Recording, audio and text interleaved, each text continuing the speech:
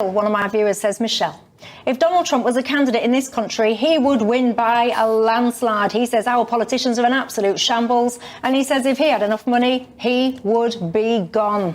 Lots of you share that sentiment. Before the break, Layla Cunningham was pointing out Sadiq Khan's constant desire to keep calling people far right, talking about division, making out he wants to unify people while literally also calling people names such as far right. She was asking you whether or not things like wanting control of your borders, etc., is far right. So specifically, Layla, you said to me, is it far right, is it right wing to be in favour of more police? Is it far right to be in favour of securing your borders? No, of course it's not. And this government is trying to deliver on those issues, but they are complicated and they take time. In terms of the demonstrators on Saturday, no, I think the vast majority of them were not far right, but the organisers of that march most certainly were. Tommy Robinson is a convicted criminal, a former football hooligan who is utterly vile. Elon Musk, who was piped into that rally and demonstration, was talking about violence is coming to you, fight back or die, a clear incitement to violence. Now, I would hope... Anyone that watched that full Elon Musk speech, I do need to make this point because Elon Musk is not here to defend himself, of course, is always welcome. When you watch that full 18-minute speech, he wasn't telling people to get out and get your pitchfork and start stabbing each other up the backside. He was talking about rallying around and fighting against the changes I respectfully disagree. I think his words have got meaning, and I think they were inciting people to commit violence. But in terms of, and you know, I would hope that Reform would distance themselves from the organisers of that demonstration. We'll wait to see if that's the case. But in terms of Sadiq... Why? Why do they have to do that?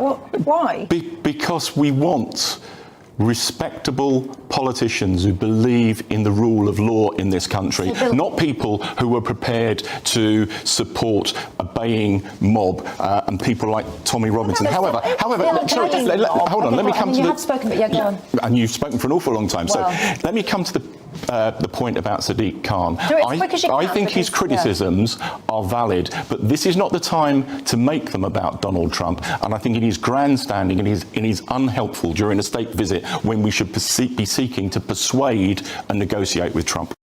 Bill, so Sadiq Khan wasn't only vocal about Trump. He called the people on that march far right and dangerous, and he said minorities felt threatened walking in the streets, and they were a threat. I'll tell you what's the threat. It's no policing, it's cutting stop and search, it's every mother, every woman, every teenager walking down the street and worried they're going to be raped, mugged, every shop suffering shoplifting every half an hour. That's the real threat.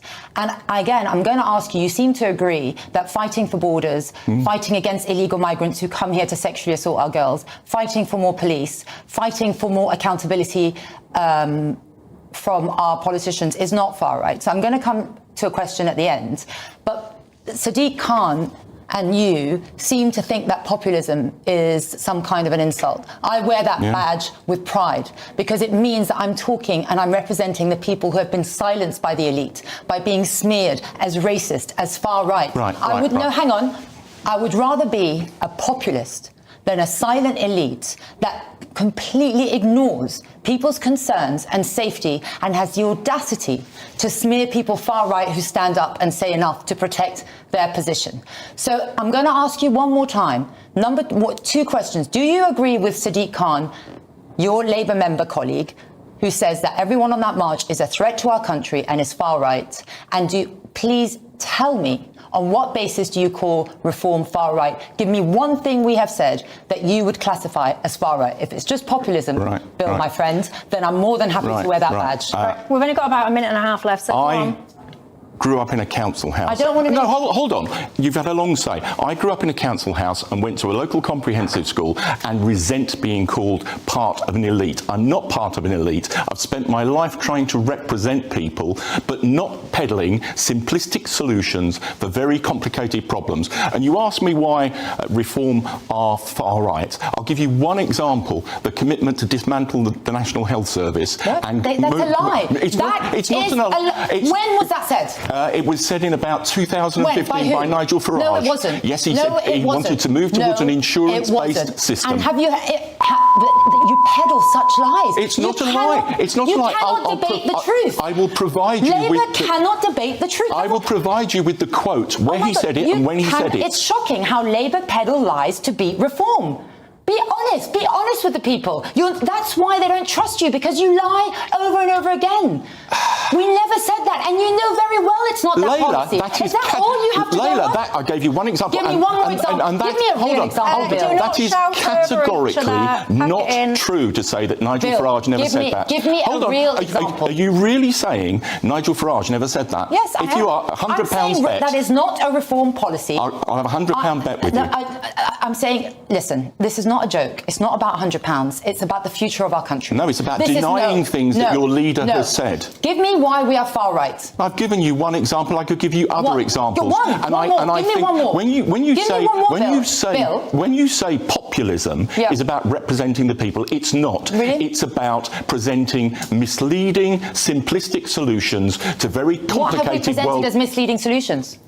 So, for example, your commitments to abolish income tax below £20,000 are not the first... You mean the stealth income tax that you've imposed on our nation? Are you going to let me finish? No, and not the first instance of how you're going to pay for it. Either of you finish, thank you, because my programme's about to finish. Instead, I shall hear from councillor Martin Humberson. He is a Labour councillor that's defected to reform. He says that he feels the Labour Party is too often speaking for a metropolitan elite rather than the people that they're meant to serve.